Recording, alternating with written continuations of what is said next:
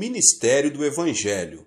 É um ministério santo, cujas raízes não estão no mundo físico da terceira dimensão, mas na quarta dimensão. Isso se deve ao fato de nosso Deus ser espírito.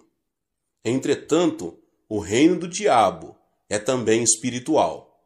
Em Efésios 6,12, a Bíblia nos diz: pois a nossa luta não é contra os seres humanos, mas contra os poderes e autoridades, contra os dominadores deste mundo de trevas, contra as forças espirituais do mal nas regiões celestiais. Os seres humanos também possuem alma, ainda que a alma de uma pessoa esteja morta, a de outra está viva. Os seres humanos não existem apenas na dimensão física, existem também na dimensão espiritual. Dada a existência de uma dimensão espiritual, as pessoas e os pastores que focam seu ministério nas 3 dimensões do mundo físico estão fadados ao fracasso. Se um servo de Deus tenta seguir as instruções do mundo espiritual somente com a razão humana e o conhecimento obtido pelos sentidos do mundo da segunda e terceira dimensões, já começou com o pé esquerdo. Tal conhecimento, baseado somente nas 3 dimensões do mundo físico, não será suficiente no mundo espiritual. Portanto, cada pessoa, cada servo de Deus, não deveria tentar conduzir seu ministério baseado somente em seu próprio conhecimento, experiência, tradição e costumes em relação a este mundo físico. Em vez disso, deveria começar com um conhecimento que leva também em consideração o mundo espiritual. A única maneira de termos a verdadeira experiência da quarta dimensão é sermos guiados pelo Espírito Santo por meio da Bíblia, a palavra de Deus. Por essa razão, não podemos ignorar o tempo que uma pessoa creu em Jesus. Quando o cristão recém-convertido sobe a montanha para orar e recebe abundante graça de Deus, as pessoas pensam tratar-se de uma grande coisa, mas de fato não é. A pessoa pode estar temporariamente cheia do Espírito Santo, recebendo muita graça. Entretanto, uma vez que carece de conhecimento mais profundo a respeito do mundo espiritual, é um candidato ao tropeço e ao fracasso. Portanto, quando formos pregar o Evangelho, não devemos nos esquecer de que não pertencemos à terceira dimensão, mas à quarta. O mundo da terceira dimensão está sempre submisso ao da quarta dimensão. A linha pertence à primeira dimensão e está ao plano da segunda. Um plano está sob o domínio do espaço. O mundo e o espaço da terceira dimensão estão sob o domínio do mundo espiritual da quarta dimensão. Esta é a lei geral.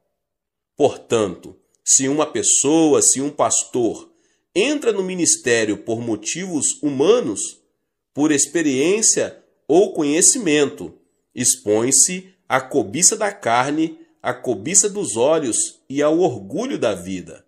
Nesse caso, ele está destinado a fracassar em sua luta contra o diabo, porque isso pertence à esfera da primeira, segunda e terceira dimensões.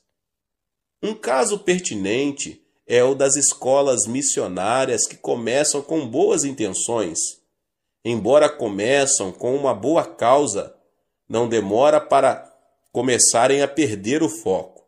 Em vez de ajudar os estudantes a terem um primeiro relacionamento pessoal com Deus, algumas delas só põem mais obstáculos entre os alunos e Deus. Muitos estudantes não têm um encontro com Cristo, pois veem muitos aspectos hipócritas daqueles com suposta fé, que somente produzem decepção em seu coração. Em outras palavras, muitas escolas missionárias começam com um bom propósito de levar muitos a Cristo e de glorificar a Deus. Entretanto, com o passar do tempo, o propósito original deteriora-se e começam a limitar seu foco às coisas deste mundo tridimensional. Isso permite a Satanás e a seus asseclas do mundo espiritual da quarta dimensão apoderarem-se deles com sucesso. Muitos servos de Deus que trabalham em suas igrejas cometem esse mesmo grave erro. Além disso, servos que se comprometem com a nova teologia tentam analisar e compreender este mundo de natureza tridimensional.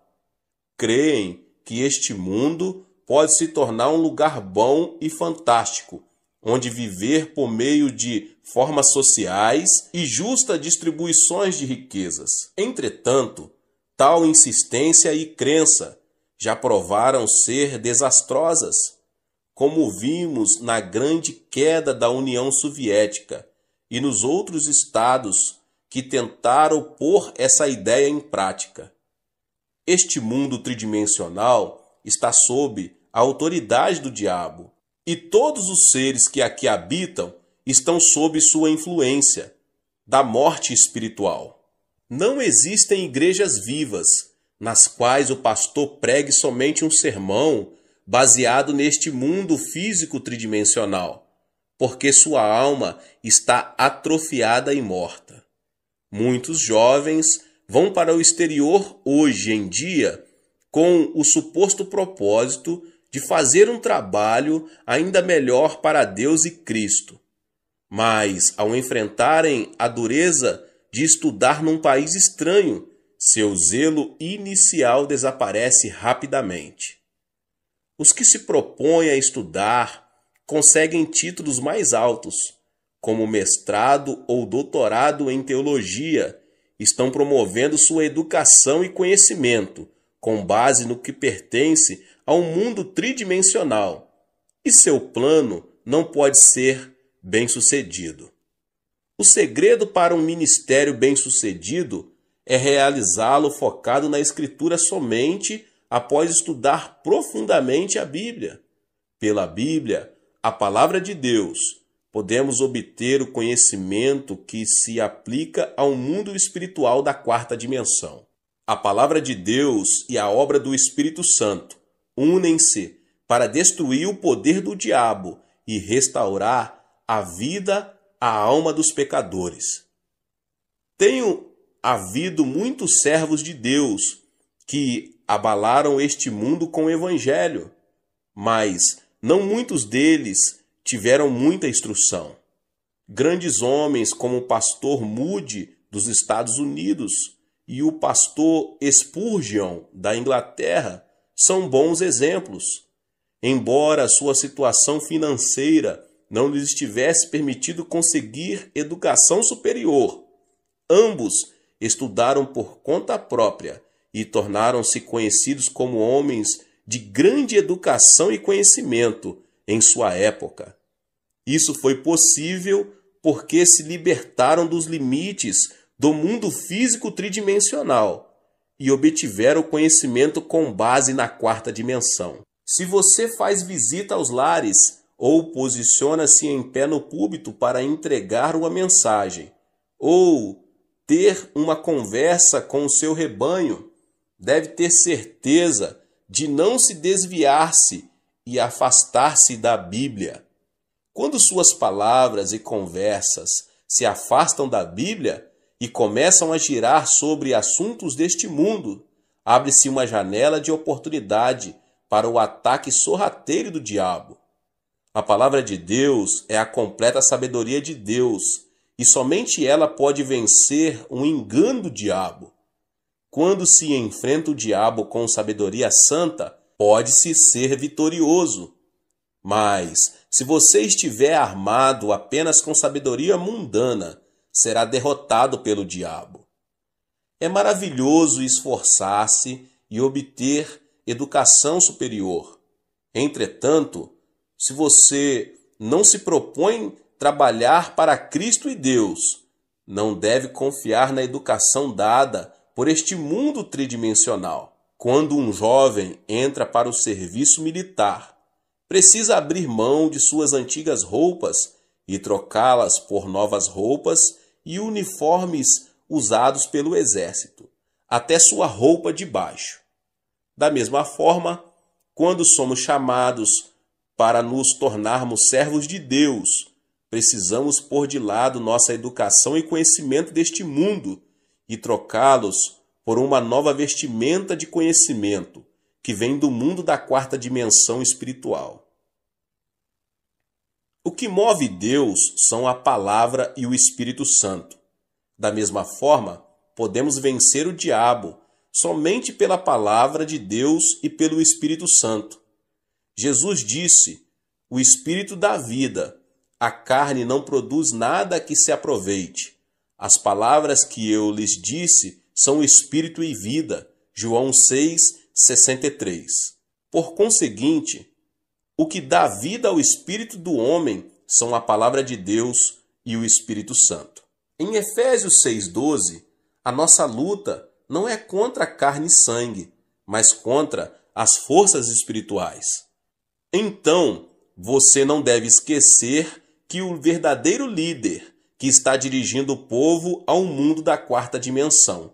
Não vivemos de acordo com as leis deste mundo, mas conforme as leis que se aplicam ao mundo espiritual. O Espírito de Deus reside em nós, assim como residimos no Espírito de Deus. Por consequência, podemos parecer tolos aos que vivem de acordo com as leis deste mundo, mas eles são os verdadeiros tolos. Se esquecermos que pertencemos ao mundo espiritual, devemos desenvolver continuamente uma mentalidade que nos adeque e aplique palavras apropriadas à nossa natureza espiritual. Assim como Jesus e o diabo são entidades espirituais, você e eu somos também seres espirituais. Mas, desde que a nossa luta é de natureza espiritual, devemos amarrar a autoridade do diabo e prover paz espiritual por meio do Espírito Santo, sempre que visitarmos lares cristãos novos convertidos. Cada pessoa neste mundo ou pertence ao Espírito Santo ou ao diabo. Não há exceção. Não existe meio termo. Os que creem em Jesus Cristo pertencem ao Espírito Santo. Os que não creem pertencem ao diabo. Assim, este mundo é um campo de batalha entre o Espírito Santo e o diabo. Nessa batalha entre Cristo e o diabo, você é um soldado espiritual. Quando você enfrenta problemas, oro para que você possa resolvê-los não pelo poder de sua carne, mas pelo poder concedido por armas tais como a fé e a oração. O uso da boca e das palavras, em vez da fé e da oração, certamente levará ao fracasso. Quando se usam armas da terceira dimensão, não há possibilidade de derrotar o diabo, que pertence à quarta dimensão. Quando entramos numa batalha espiritual com Cristo, devemos nos armar com a palavra de Deus e a oração. Se usarmos os meios deste mundo, certamente vamos perder. Use sempre a palavra de Deus e a oração ao realizar a obra evangélica e então produzirá frutos maravilhosos. O preparo espiritual leva a uma fé maior. Um dos métodos mais eficientes de testemunhar é falar de Jesus a um indivíduo. Embora dirigir-se a uma grande multidão e levá-la a Cristo seja às vezes necessário, uma abordagem mais eficiente para testemunhar é encontrar-se com uma pessoa e falar de Jesus a ela.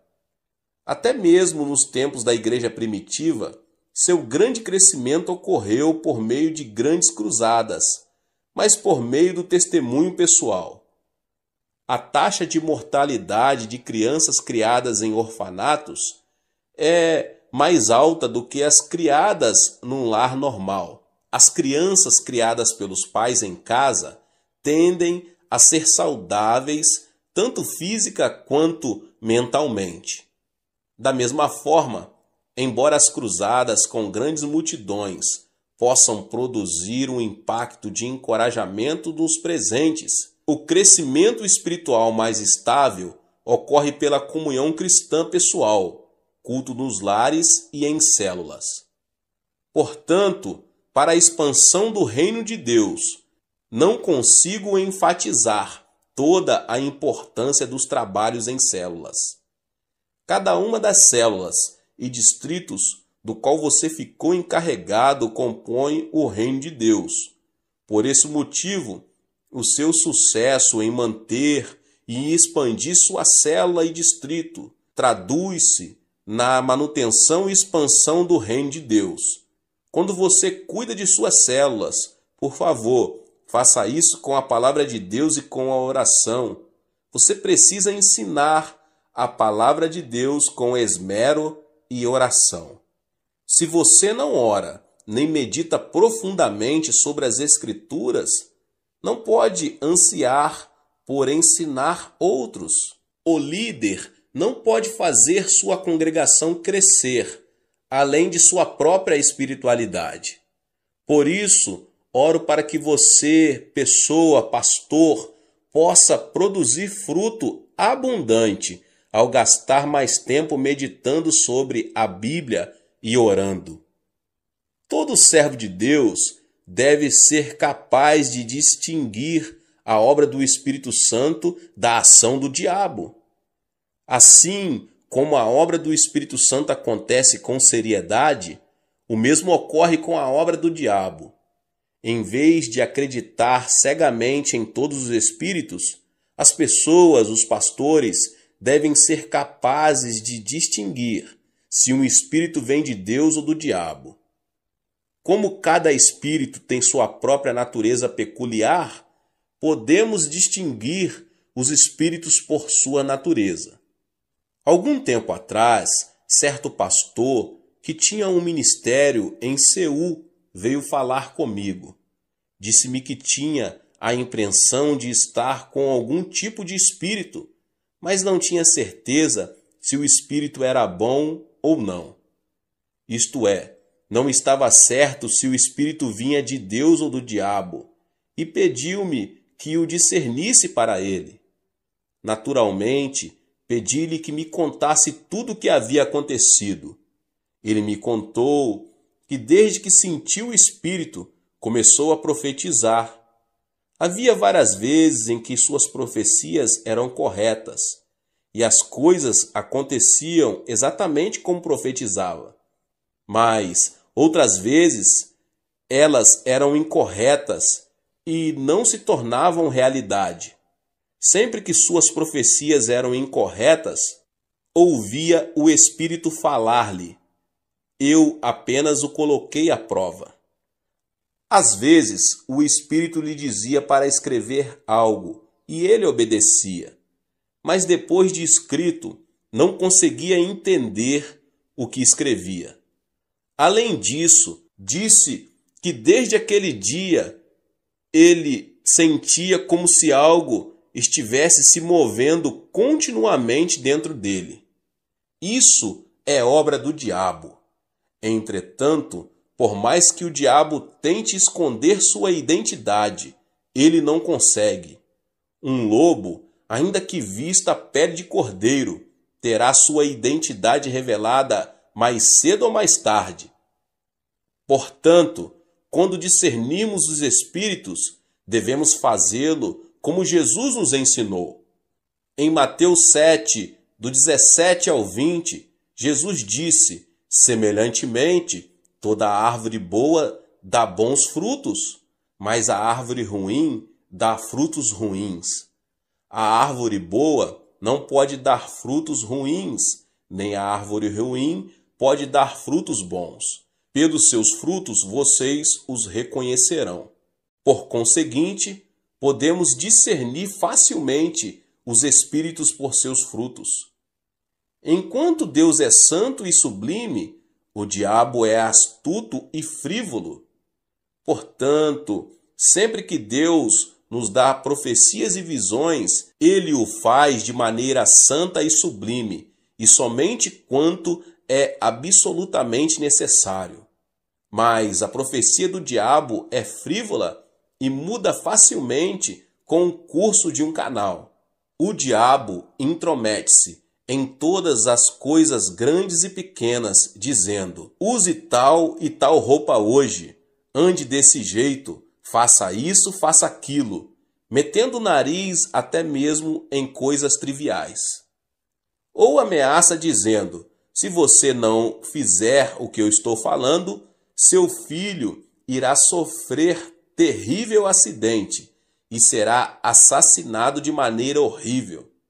Portanto, podemos facilmente discernir os espíritos, porque podemos conhecê-los por seus frutos.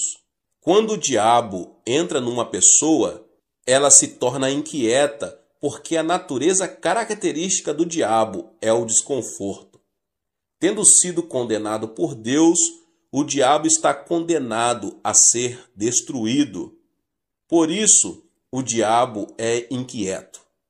Está escrito em Isaías 48:22, não há paz alguma para os espíritos.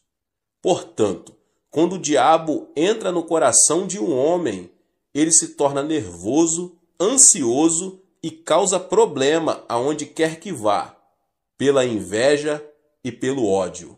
Mas o amor e a paz fluem quando o Espírito Santo habita numa pessoa.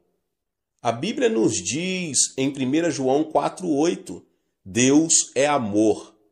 E em João 14:27, deixo-lhes a paz, a minha paz lhes dou. Não a dou como o mundo dá. Não se turbe o seu coração, nem tenham medo. Por conseguinte, quando estamos cheios do Espírito Santo, o amor e a paz fluem de nós o bastante para compartilharmos com outras pessoas. Enquanto vivemos neste mundo, somos tentados continuamente pelo pecado, mas o Espírito Santo nos protege o tempo todo e dirige-nos para não sucumbirmos às tentações e para permanecermos santos. Por outro lado, os que têm neles o diabo estão cheios de lascívia e pensamentos vis.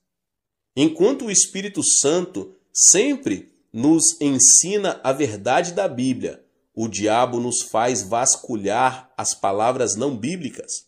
O diabo mente dizendo ser o Espírito Santo e depois desculpa-se dizendo: foi apenas uma travessura. Mas Deus não precisa se defender e ele não o faz. A Bíblia simplesmente diz em Gênesis 1:1: no princípio Deus criou os céus e a terra, e Deus nunca se explicou quanto à sua existência. Assim, existem diferenças perceptíveis entre os frutos do Espírito Santo e os frutos do diabo. Às vezes, as obras de espíritos malignos aparecem ao cristão que deseja ser cheio do Espírito Santo. Quando um cristão se submete às obras de um espírito maligno enquanto tenta receber o Espírito Santo, diz-se que tal pessoa está possuída por um espírito maligno. Entretanto, tal pessoa não está possuída por espíritos malignos. Dizemos que tal pessoa tem dois espíritos, o bom e o mau espíritos.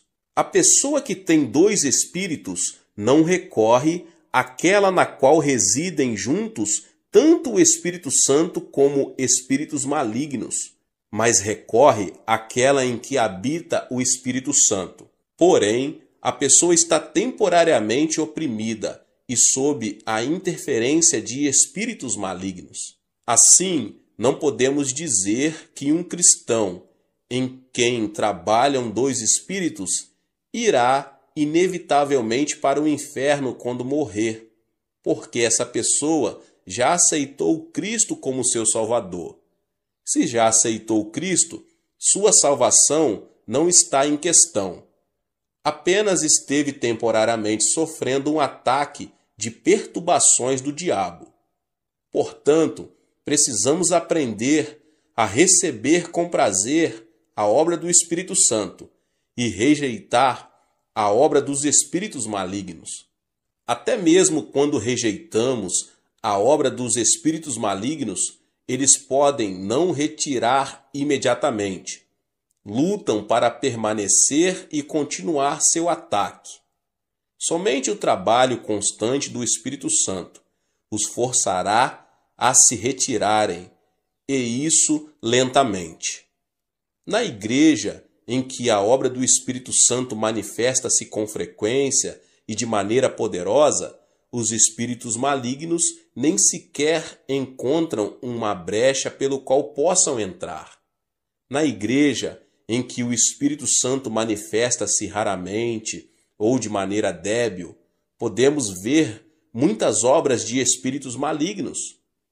No passado, quando fui a várias províncias dirigir reuniões de reavivamento, vi muitas pessoas sofrendo a opressão de espíritos malignos.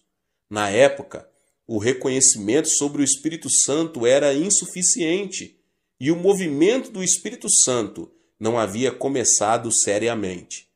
Por consequência, havia uma ou duas pessoas em que o diabo agia, enquanto muitos eram cheios do Espírito Santo. Por isso, as pessoas ficavam às vezes com medo de receber o Espírito Santo. Ouvi certa vez falar de um pastor recém-saído do seminário, que foi iniciar uma igreja na zona rural e gritou para que as pessoas recebessem o Espírito Santo.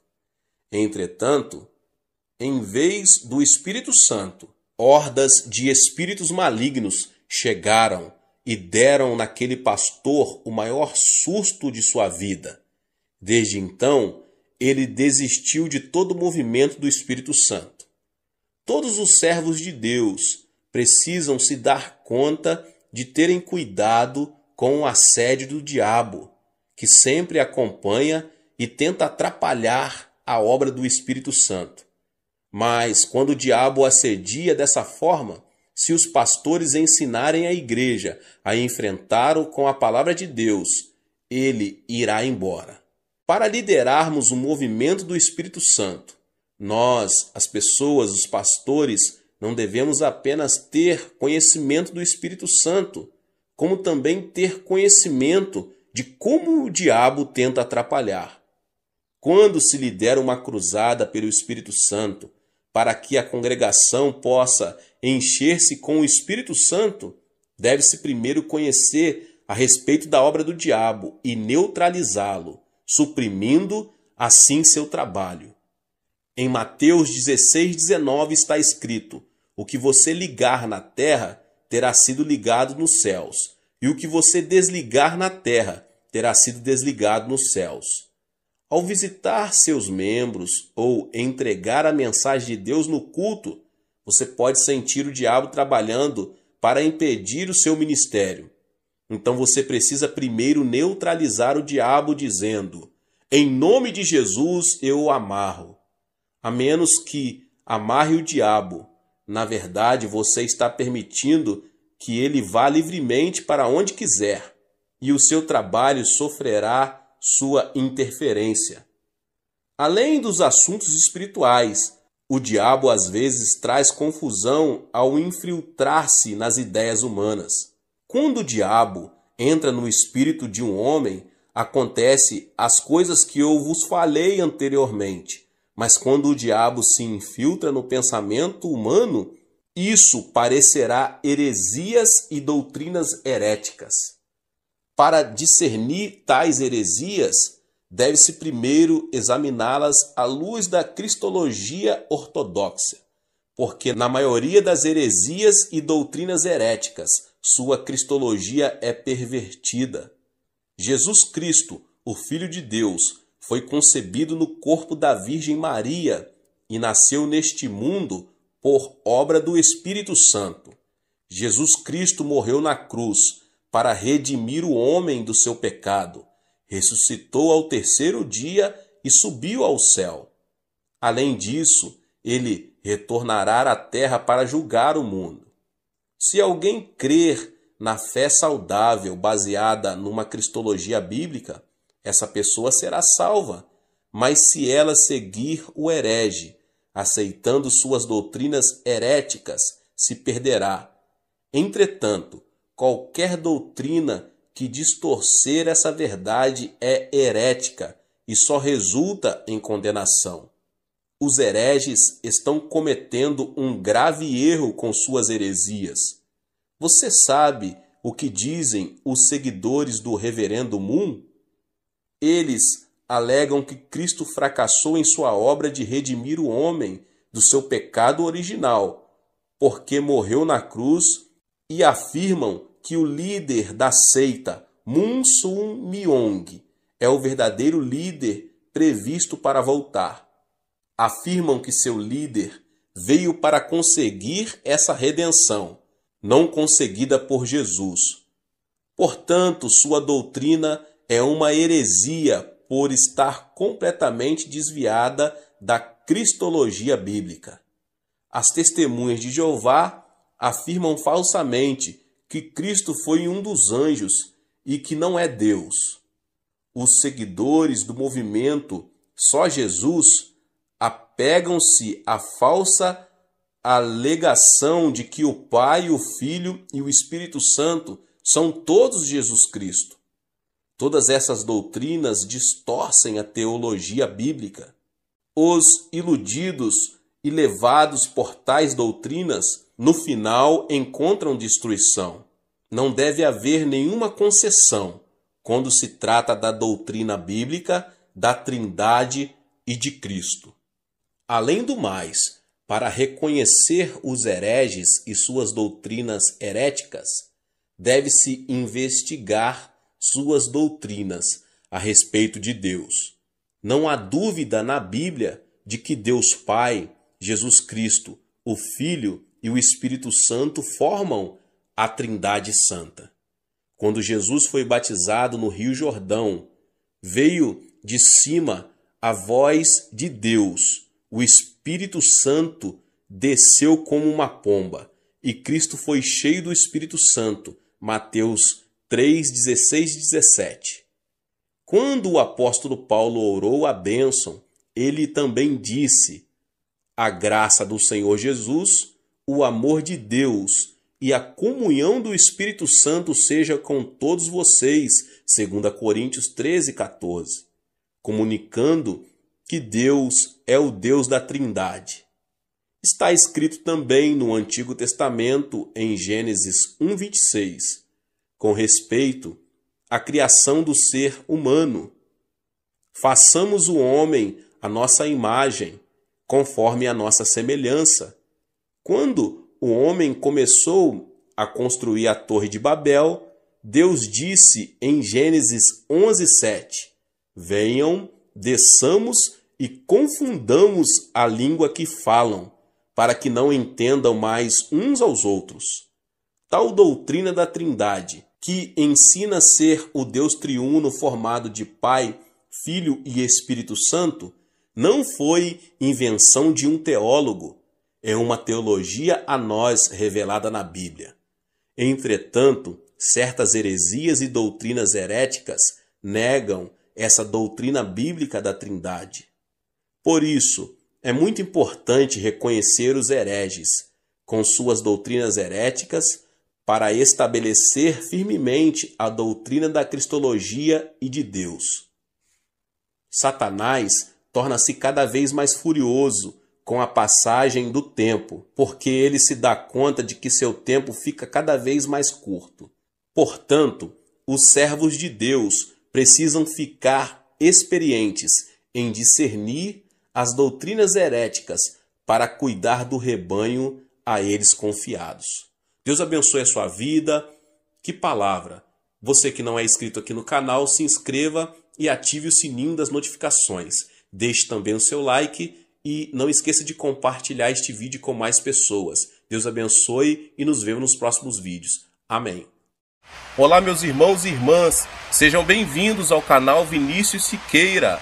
E se você ainda não é inscrito aqui no canal, se inscreva aqui no canal e não esqueça de ativar o sininho das notificações. Todos os dias são postados vídeos abençoados aqui no canal para te abençoar. Vamos a mais uma palavra do Senhor. Tornar-se cristão é algo mais que unir-se a uma igreja cristã.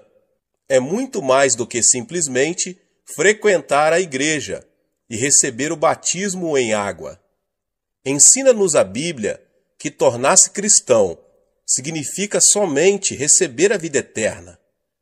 Muitas pessoas têm um conceito errado a respeito do significado da vida eterna.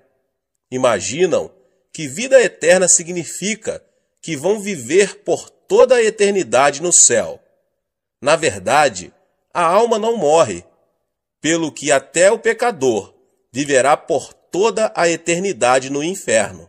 Portanto, veja bem, aceitar a Jesus Cristo não significa apenas viver na eternidade.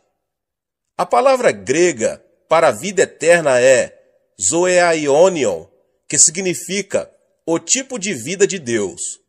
Você e eu temos a vida humana, que foi amaldiçoada por Deus com a pena de morte.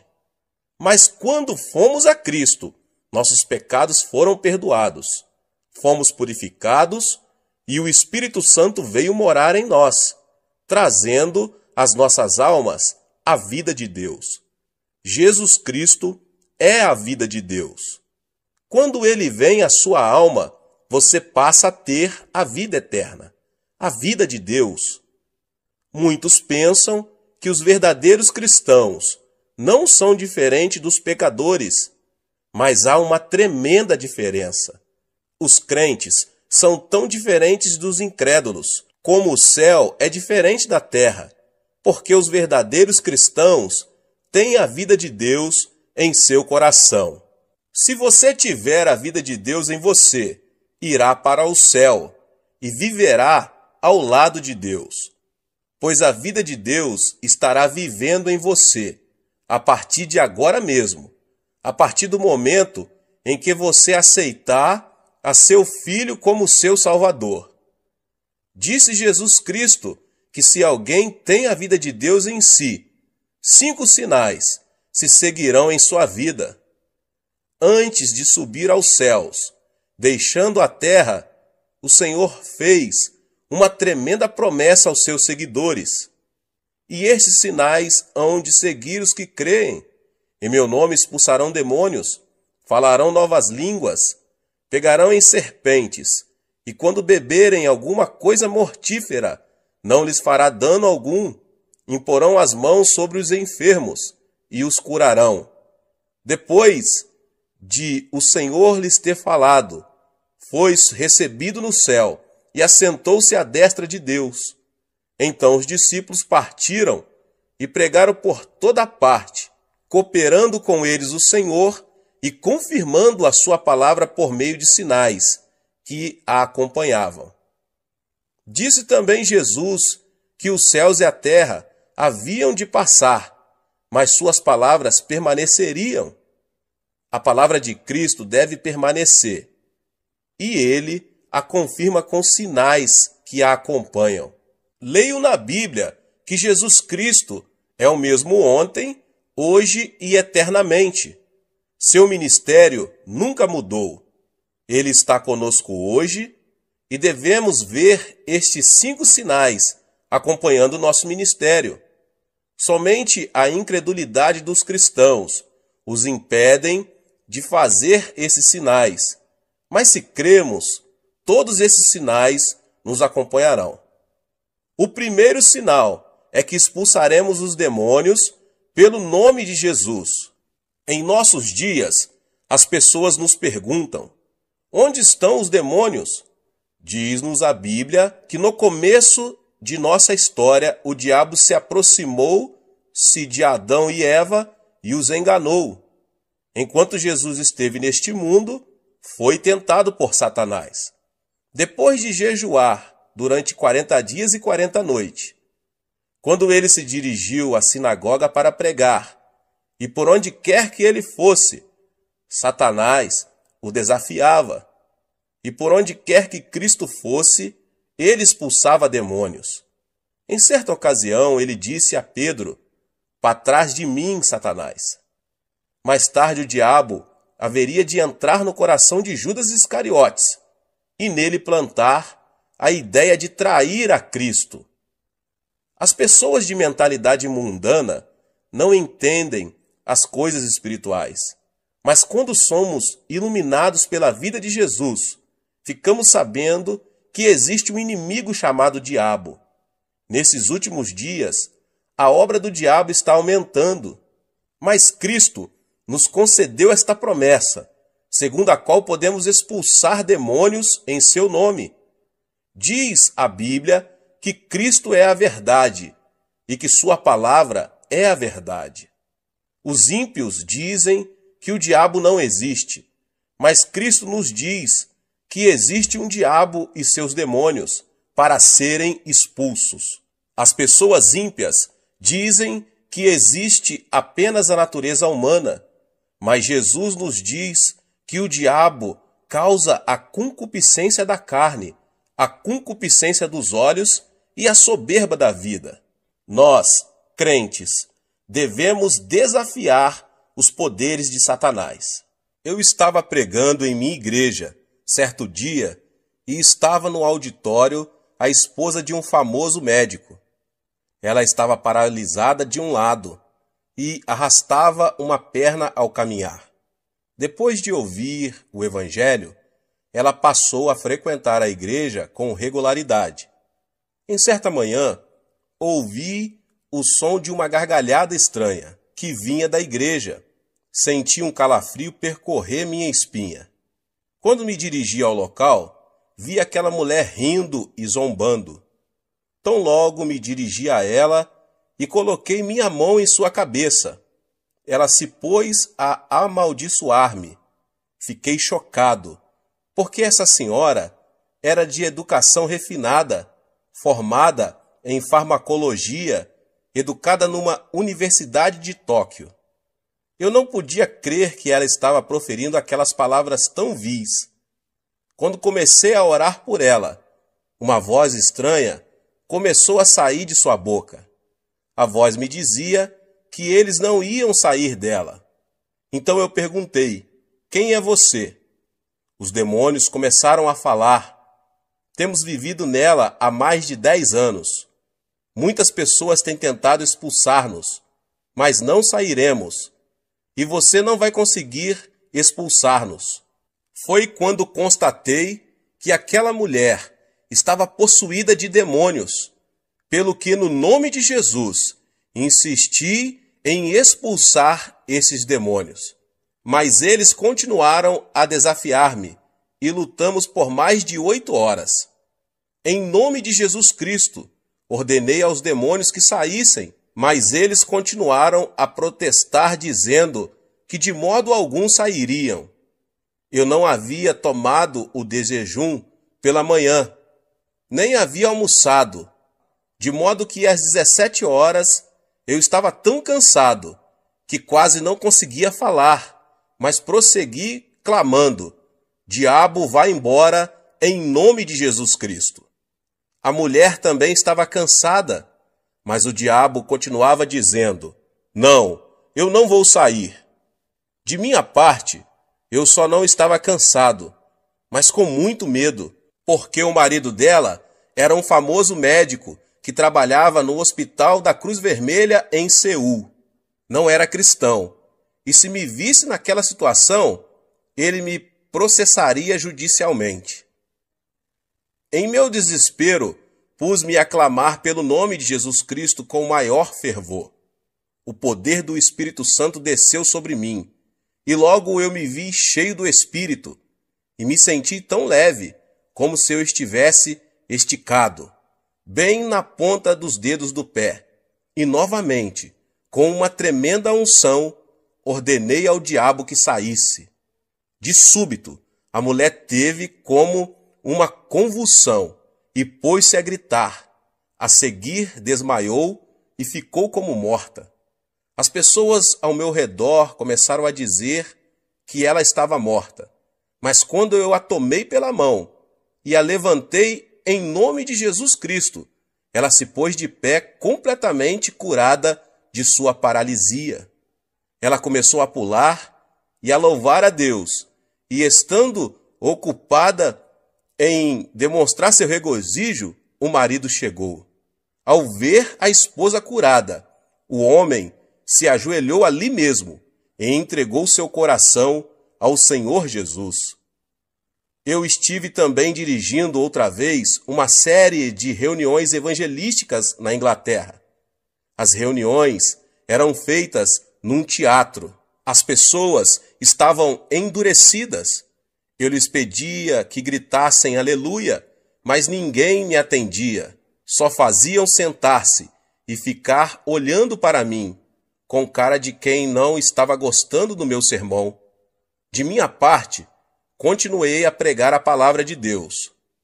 No final do culto, quando pedi às pessoas doentes que viessem à frente para a oração, só uma garota veio. Era magérrima e sentia dores terríveis no estômago. Tão logo, ela chegou na frente, começou a chorar. Disse ela: pastor, não posso comer nada. Tenho terríveis úlceras estomacais e já visitei inúmeros médicos e não fiquei curada. O Senhor pode orar por mim? Quando coloquei minhas mãos sobre ela, a menina pôs-se a gritar.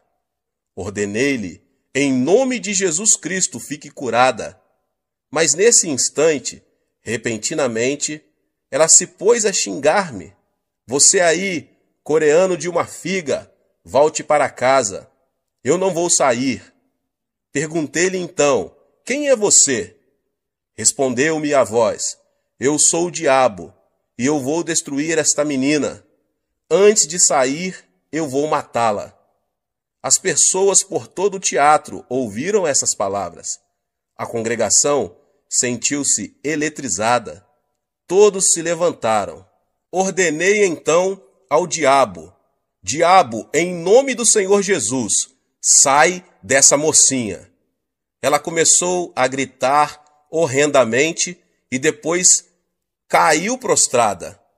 Ergui-a pela mão, em nome de Jesus, e ela com o rosto radiante disse: louvado seja Deus. Ele foi embora.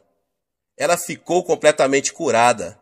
As pessoas apressadamente vieram à frente para receber orações. A partir da noite seguinte, a multidão encheu o teatro. O poder de Deus se manifestou às pessoas que o buscavam. Demônios escondidos estão operando em nossa sociedade. Estamos todos preocupadíssimos com poluição atmosférica e da água, mas o nosso mundo está cheio de poluição espiritual. Nosso mundo está cheio de imundícia. Nossas ruas estão cobertas de material pornográfico. Você acha que isso é trabalho de Deus? Você acha que esse é o trabalho das pessoas decentes? Não, é claro que não. É o trabalho do diabo. Precisamos eliminar a poluição espiritual de nossas vidas. Nossos filhos estão sendo desorientados pelo diabo. Precisamos amarrar o diabo e expulsá-lo em nome do Senhor Jesus. Você tem a vida eterna dentro de você. A vida eterna é o tipo de vida que vem de Deus, a forma mais elevada de vida. O tipo mais baixo de vida é a do reino mineral. A seguir vem o reino vegetal, depois o reino animal, em seguida o reino da humanidade, depois a ordem angelical e, finalmente, Deus, a fonte de toda a vida. Satanás é um ser angelical e, consequentemente, Satanás é mais poderoso que os seres humanos. É por isso que Satanás controla a humanidade. Entretanto, quando aceitamos a Jesus Cristo, a vida de Deus entra em nós e nós nos tornamos superiores aos seres angelicais. É por isso que podemos expulsar demônios. Temos a vida de Deus em nós. o que torna nossa vida mais poderosa do que a vida de Satanás. A lei da natureza diz que quando o maior chuta o menor, este deve fugir imediatamente. Se você é cristão, mora em você a forma de vida superior. A nova vida em você é superior à vida de Satanás. Portanto, quando você ordena a Satanás que saia em nome de Jesus Cristo, ele não tem outra alternativa senão obedecer e sair. Você não é mais um ser fraco. Você não é mais um desamparado, pois recebeu o maior poder, o de Deus. A vida eterna habita em ti, e você pode expulsar demônios em nome de Jesus. Ordene ao poder do diabo que se retire de sua casa. Ore pelos seus filhos, para que o poder de Satanás não os controle. Ore para que o poder da influência de Satanás abandone a sociedade da qual você faz parte. Você tem o poder. Cristo nos deu uma tremenda promessa em Lucas 10:19. Eu vos dei autoridade para pisar serpentes e escorpiões, e toda a força do inimigo, e nada vos fará dano algum. Nesta promessa, Cristo nos dá duas palavras maravilhosas. No grego, Cristo está dizendo, dou-vos exousia, que significa autoridade. A saber, autoridade sobre os poderes de Satanás. Autoridade é algo mais forte do que poder. Minha avó faleceu com 83 anos de idade. A velhinha não tinha muito poder. Era muito fraquinha, sem forças, mas quanta autoridade tinha.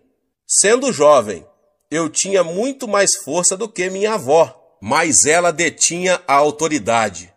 Quando ela dizia, filho, vem cá, eu ia.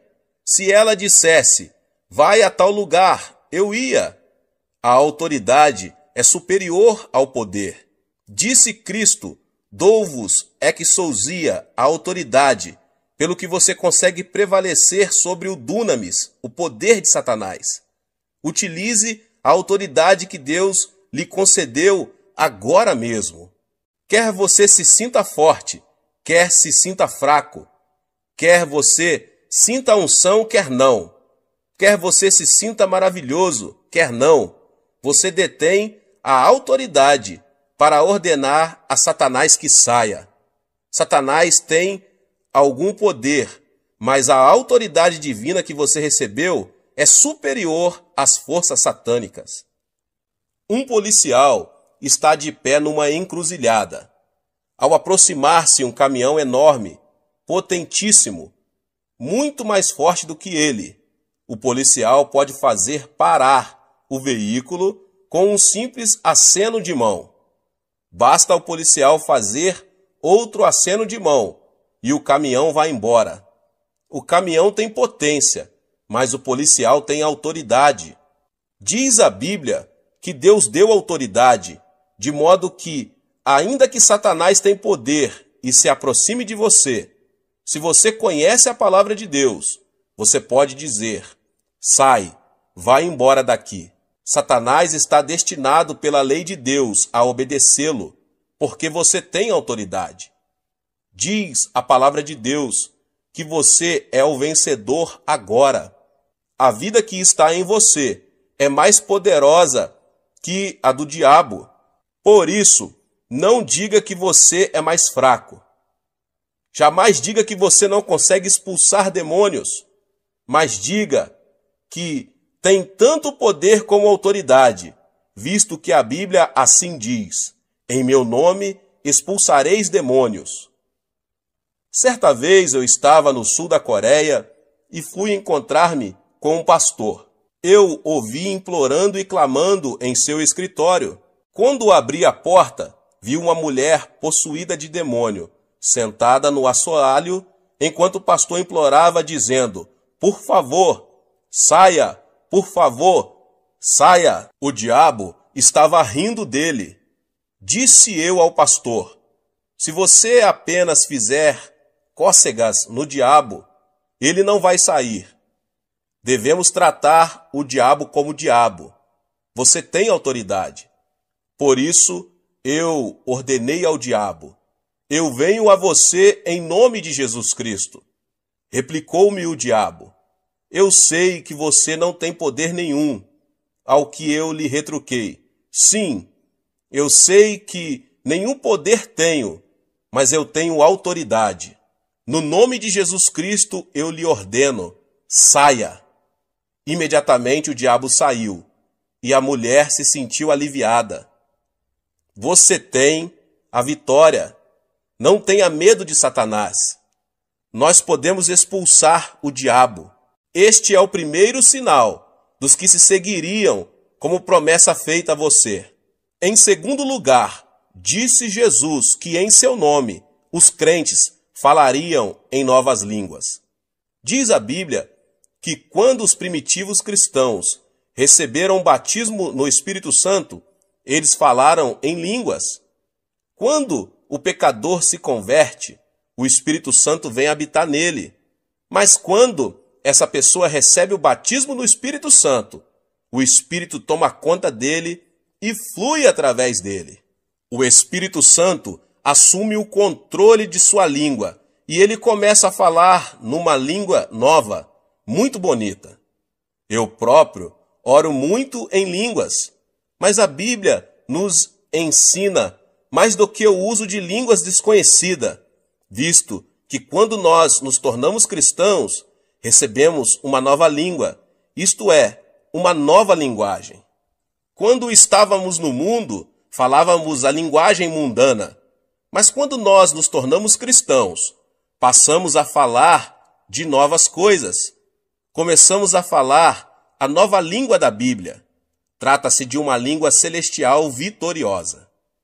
Tiago nos diz em sua carta, inserida na Bíblia, que a língua é um órgão pequeno, mas capaz de controlar todo o corpo. Diz ele que podemos controlar um cavalo com um freio enfiado em sua boca, em que o piloto dirige um enorme navio numa tempestade mediante um leme. Até mesmo uma pequena fagulha pode incendiar uma cidade inteira. A língua também, embora seja pequenina, é tão poderosa que consegue controlar todo o corpo. Dizem os neurocirurgiões que o centro da fala de nosso cérebro controla o cérebro todo. Assim que é o que você fala controla seu corpo todo. Se você fala negativamente, tais coisas negativas controlam o seu corpo inteiro. Se você falar doenças o tempo todo, as doenças controlarão seu corpo. Se você falar de pobreza, a pobreza vai controlar todo o seu corpo. Aquilo que você fala é o que finalmente vai dar forma à sua vida e determinar seu destino. Pelo que você vai ter que vigiar sua língua. Você não deve jamais entregar sua língua a Satanás e falar negativamente. Não fale de doenças, de pobrezas ou de fracassos, nem daquelas coisas negativas que passam a controlar seu corpo e, portanto, seu futuro. O famoso fundador da missão do Congo tinha câncer no fígado e o médico lhe disse que ele não poderia viver por muito tempo. Por isso, ele saiu do Congo e voltou para a Inglaterra. Um dia, estando deitado num divã, tomando sol e lendo a Bíblia, seus olhos caíram em 1 Pedro 2,24 e ele leu: Ele mesmo levou em seu corpo os nossos pecados sobre o madeiro, para que, mortos para os pecados, pudéssemos viver para a justiça. Pelas suas feridas fostes sarados. Uma nova revelação veio ao seu coração. O médico disse que eu sou um moribundo. A Bíblia diz que pelas suas feridas eu fui curado. Devo acreditar no médico ou devo acreditar na palavra de Deus? É claro que eu devo acreditar na palavra de Deus. A partir deste momento, ele determinou a falar da forma como a Bíblia fala, e pela fé, ele declarou o seguinte: pelas suas feridas eu fui sarado. A palavra de Deus começou a controlar seu corpo, e esse missionário ficou completamente curado do câncer no fígado. Uma moça estava morrendo de tuberculose. O médico do sanatário chamou a mãe dela e pediu-lhe que levasse a filha para casa, para ela morrer ao lado da família. Por isso seus pais foram ao hospital e levaram a filha embora. Ela estava prestes a morrer. Conduziram-na para o apartamento onde moravam. Certo dia sua mãe estava passando roupa e a filha leu na Bíblia a passagem que diz: "Pelas suas feridas foste sarados." Ela gritou: "Mãe, vem cá, olhe esta passagem. Diz que pelas feridas de Cristo eu fui sarada. Se eu fui sarada, por que devo ficar deitada aqui? Traga minhas roupas e meus sapatos." Sua mãe replicou: "Oh, não, você não deve levantar-se, porque o médico nos advertiu muito bem que você deve ficar deitada." Replicou a jovem: "Mãe, será que Deus disse uma mentira? Você sempre me ensinou a crer na palavra de Deus. E a palavra diz que pelas feridas de Cristo eu fui sarada. Não devo crer nessa palavra?" A mãe trouxe as roupas pedidas e a filha as vestiu. A moça levantou-se e, embora gaguejasse um pouco, declarou: "Eu fui curada pelas feridas de Cristo."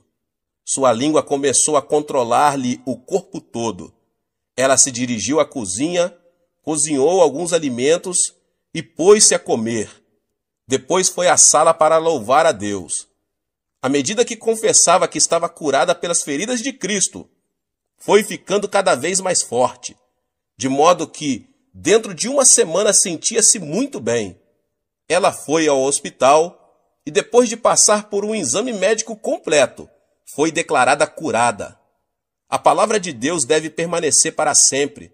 O que você falar, vai obter. A Bíblia nos manda falar à montanha e ordenar-lhe que seja lançado ao mar, e isso acontecerá. A Bíblia contém 32.500 promessas. Pronuncie as promessas de Deus e você vai obter o que a palavra de Deus promete a você. Muitas pessoas estão pronunciando as palavras erradas. Estão continuamente falando de modo negativo. Falam de seus fracassos, falam de suas fraquezas, falam de sua infelicidade. Depois se queixam e ficam imaginando as razões porque são um fracasso e porque não há paz em suas casas. Ficam imaginando porque há tantas fraquezas em seu corpo. A razão é que controlam seu corpo com a conversa errada. Fale uma língua nova, fale a língua da Bíblia. Fale de redenção, de vida eterna. Fale que você foi sarado pelas feridas do Senhor Jesus Cristo. Diga que Deus é sua força e você verá boas coisas acontecerem a você. Sim, aprenda a falar uma nova língua. Aos 18 anos de idade, eu estava morrendo de tuberculose. Eu era um fracasso em casa e não tinha dinheiro e ia muito mal nos meus estudos. Não havia esperança para mim neste mundo.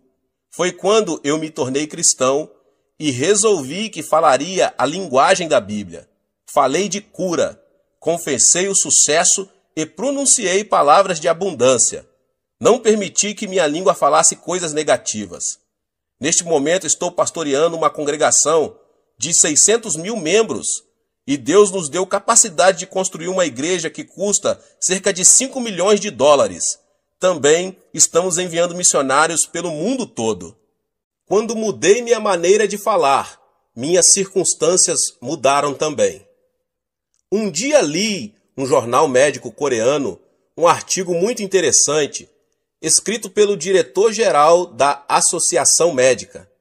Disse ele que muitos coreanos estavam morrendo do que ele denominava morte habitual. Disse que muitas pessoas acham que vão morrer com 50 e poucos anos, porque seus pais haviam morrido nessa idade. Por isso, ao entrar nos 50 e poucos anos, já começaram a ter tonturas e pensam que vão morrer logo. E muitas pessoas morreram nessa faixa de idade, ainda que não haja causa médica para a morte. Disse o médico que a pessoa não deve antecipar a mesma experiência de seu pai, porque esse raciocínio tem produzido muitas mortes prematuras. Eis aí, até um médico incrédulo confessa que a língua controla nosso futuro. Você pode ser vitorioso, você pode ser curado. Sim, você pode viver uma vida feliz. Comece agora mesmo a falar a palavra de Deus e mantenha o tipo correto de conversa. Ponha as palavras certas em sua boca. Fale uma nova língua. Em terceiro lugar, a Bíblia diz que os crentes pegarão em serpentes. Isso não significa que devemos andar por aí pegando em cobras. Só um louco faria isso. Serpente aqui significa Satanás. A serpente chamada Satanás chegou a Adão e Eva no jardim do Éden e seduziu-os, fazendo-os voltar-se contra Deus. Nós, seres humanos, somos feitos de corpo, alma e espírito. Mediante nossos 5 sentidos, pertencentes ao nosso corpo físico, nós nos comunicamos com o mundo. Portanto, nosso corpo é mundano. Nossa alma é nosso verdadeiro eu, nossa verdadeira personalidade. Mediante o conhecimento e as emoções, nossa alma pode tomar decisões e exercer sua vontade. Portanto, nossa alma é apenas autoconsciente. Somente mediante nosso espírito podemos comunicar-se com Deus. Através do nosso espírito conhecemos Deus e o adoramos. Essa serpente, Satanás, vem a nós, nos tenta e nos induz a viver uma vida mundana, isto é, centralizada no mundo. Quando vivemos esse tipo de vida, Satanás exerce domínio sobre nós. Mas quando vivemos uma vida centralizada em Deus, temos domínio sobre Satanás. Temos o poder de apanhar e amarrar a serpente. Podemos expulsar demônios. Quando você decide viver uma vida centralizada em Cristo, você se torna uma pessoa dirigida pelo Espírito Santo. Afirma a Bíblia que os filhos de Deus vão pegar Satanás. É fácil detectar a obra maligna. Toda e qualquer palavra que sai do ego carnal vem de Satanás. Mas toda e qualquer palavra que induz você a viver uma vida centralizada em Cristo é proveniente do Espírito Santo. Agora você pode pegar em serpentes. Você consegue discernir a obra do maligno e expulsá-lo. Em quarto lugar, a Bíblia diz que se os crentes beberem alguma coisa venenosa, mortífera, não lhes fará mal algum. Certo dia, eu fui a uma cidadezinha para um culto. Veio a mim uma garotinha de 7 anos de idade.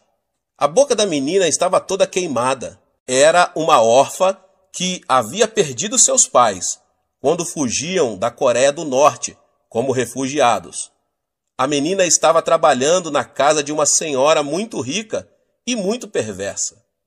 À noite, a menina não podia sequer ir à cozinha para beber um copo de água. Em certa noite, a menina sentiu uma sede muito grande. Ela rastejou até a cozinha e pôs-se a tatear no escuro à procura de água, sem perceber que aquela vasilha continha veneno contra ratos. Ela bebeu um gole. Embora a pobrezinha tenha começado a vomitar sangue, a patroa não a levou a um pronto-socorro médico, deixou-a de lado para que morresse. Mas essa menina era cristã e começou a clamar por Jesus Cristo, pois o Senhor a tocou. Depois de contar-me sua história, a menina abriu a boca. Viu que, embora seus lábios estivessem queimados, nenhum dano havia sido feito em sua garganta. Seu esôfago estava perfeito. A palavra de Cristo havia sido posto à prova. A menina havia bebido do veneno violento e não tinha sido prejudicada. Hoje bebemos veneno de todo tipo. O ar é poluído, a água é poluída. Pior do que isso, sofremos de poluição espiritual. Quando ouvimos rádio ou vemos TV, esse veneno penetra em nossa mente.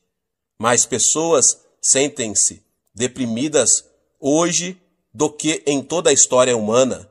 Durante a Segunda Guerra Mundial, apenas 300 mil americanos morreram na frente de combate, mas muito mais de 1 milhão de pessoas morreram na nação americana por causa do veneno trazido pelos ataques do coração e preocupações. Mais pessoas morreram hoje no mundo inteiro por causa do medo e das preocupações do que por outras coisas.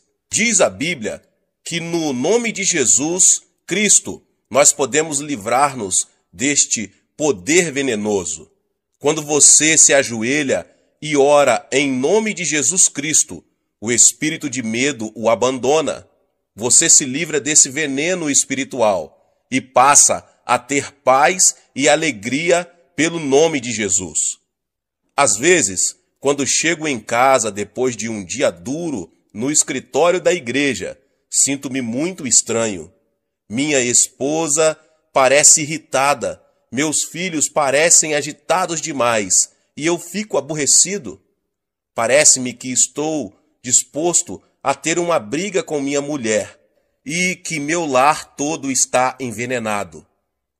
Quando eu era um cristão inexperiente, minha esposa e eu costumávamos ter discussões monumentais que duravam dias. Agora eu sei que existe um meio melhor. Eu entendo que o envenenamento provém da sociedade, pelo que eu ajoelho imediatamente e expulso o mau espírito que veio para destruir meu lar. Reivindico a vitória em nome de Jesus Cristo e logo sinto o seu imenso poder de cura fluindo por toda a casa. Então, quando olho para minha mulher, ela está sorrindo e eu começo a sorrir também. Apertamo-nos as mãos e nosso lar se torna cheio de paz. De tempos em tempos, você precisa de cura em seu lar. E Deus prometeu que você não sofrerá os efeitos do envenenamento. Basta que você invoque o nome de Jesus Cristo e reivindique a vitória, para que seu lar seja curado. Finalmente, a Bíblia diz que os crentes imporão as mãos sobre os enfermos e eles serão curados. Quando eu era menino, de vez em quando tinha umas brigas com os meus amigos. Nós nos esmurrávamos à vontade. E de vez em quando eu voltava para casa chorando. Minha mãe me dava uma boa surra, mas a seguir eu recebia o toque curativo do amor de minha mãe. Como é bom quando estamos desanimados e um bom amigo chega e toma nossa mão e nos dá umas palmadinhas nas costas. Jesus vem a nós e quando ele nos toca, não há outra alternativa senão receber a cura. Jesus não tem um corpo físico, mas ele quer usar seus braços, sua boca e suas mãos. Quando você impõe suas mãos sobre os enfermos, em nome de Jesus, o poder do Espírito Santo flui através de suas mãos e a cura se estabelece. Diz a Bíblia que quando você coloca suas mãos nos enfermos, eles serão curados. É a palavra de Deus que o diz. Depois de um ano após nosso casamento, descobri que minha esposa estava terrivelmente doente, com tuberculose. Ela já estava grávida. O médico pediu-me para praticar um aborto, mas isto era contra minhas convicções. Todos os dias eu impunha minhas mãos no corpo de minha mulher e sentia o poder do Espírito Santo fluindo através de todo o seu corpo, enquanto eu reivindicava a vitória. Após alguns meses, ela ficou completamente curada. Mas depois que nosso primeiro filho nasceu, ele começou a ter terríveis acessos de tosses e o médico não conseguia curá-lo. Todas as noites ele tossia quase ao ponto de asfixiar-se e o médico estava bastante preocupado. Então, em nome de Jesus Cristo, coloquei minhas mãos sobre ele e senti o poder de cura cobrir meu filho. Vez após vez, quando eu impunha as mãos sobre meu filho, eu sentia a vida de Cristo passar para ele. E logo, para espanto dos médicos, o menino ficou completamente bom. A vida de Deus habita em você. O Espírito Santo mora em você. E quando você invoca o nome de Jesus Cristo, em amor e fé, e toma a mão dele. Seu poder flui mediante suas mãos e os enfermos são curados. Que o poder de Deus inunde sua vida, à semelhança de um rio caudaloso. Esse é o outro privilégio da pessoa ser crente. A Bíblia diz que esses 5 sinais o acompanharão se você crer. Levante-se e tome posse da vitória. Use esses sinais para o benefício de seus vizinhos, para trazer libertação aos oprimidos, para a glória de Deus.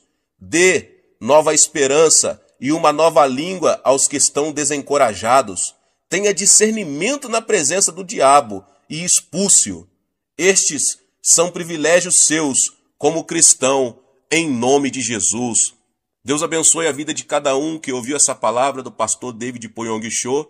Se você não é inscrito no canal, se inscreva no canal e ative o sininho das notificações, para você não perder os vídeos que são postados aqui no canal todos os dias.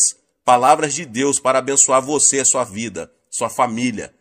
Compartilhe também com seus amigos nas suas redes sociais essa palavra, em nome de Jesus. Nos vemos nos próximos vídeos. Amém.